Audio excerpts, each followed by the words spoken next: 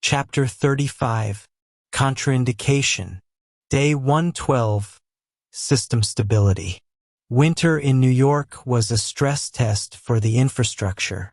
Pipes froze, rails cracked, and Arthur Vane's L5S1 vertebrae contracted in the cold, sending a high-fidelity error message down his right leg with every step. Arthur walked down 82nd Street. He was wearing a heavy surplus coat he had bought at the Goodwill on Roosevelt Avenue. It was 2 sizes too big, but it was warm. He wore fingerless gloves so he could manipulate the zipper on his messenger bag without exposing his skin to the wind. He had just finished a 10-hour shift at Sal's. He had repaired 8 iPhones, 3 liquid-damaged MacBooks, and a vintage stereo receiver that smelled of ozone and nostalgia. Sal had paid him $80 cash. Arthur touched the pocket where the money sat. It was a physical variable, a known quantity. He turned the corner onto Broadway. The wind cut through the avenue like a knife. Arthur gritted his teeth, his jaw muscles bunching. The pain in his leg was a 7 out of 10. It was loud. It was screaming. He stopped. He was standing in front of the CVS. The automatic doors slid open with a pneumatic hiss, exhaling a blast of warm, dry air that smelled of paper and rubbing alcohol. Arthur looked inside. The pharmacy counter was in the back. It was bathed in fluorescent light, a holy altar of chemistry. Behind the counter, rows of white shelves were stocked with white bottles. And on the counter, waiting for pickup, were the baskets. Inside the baskets were the orange cylinders. The amber. Arthur stared at them. His brain, the traitorous neural network that had nearly deleted him, immediately ran a simulation. Simulation. Step 1, walk in. Step 2, present the old ID, Michael S., from the stolen wallet, which he had kept for emergencies. Or use social engineering. Step 3, acquire gabapentin. Or pregabalin. Or just high-dose DXM. Step 4, ingestion. Step 5, silence. The pain in the leg vanishes. The cold wind becomes a pleasant breeze. The thoughts stop looping. It was so easy.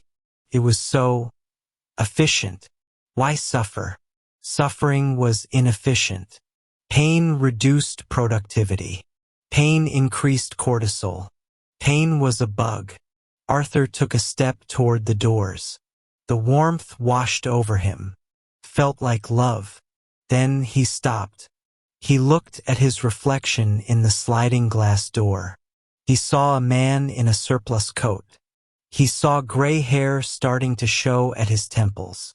He saw lines of exhaustion around his eyes. But he also saw the eyes themselves. They weren't dilated. They weren't pinned. They weren't dead. They were sharp. They were focusing on the glass, analyzing the refraction of light, the smear of fingerprints, the logic of the mechanism. Arthur ran a second simulation. Simulation B. Step 1, ingestion. Step 2, tolerance build. Step 3, dosage escalation. Step 4, resource depletion. Step 5, Sal fires him. Step 6, eviction. Step 7, system crash. The drug treated the pain. That was the indication. But the drug destroyed the user. Contraindication. In medicine, a contraindication is a specific situation in which a drug, procedure, or surgery should not be used because it may be harmful to the person. Arthur Vane was the contraindication. He wasn't built for the buffer. He wasn't built for the glass box. He was a raw machine. He was designed to run hot.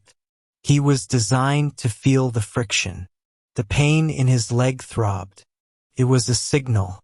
It was data. It told him he was alive.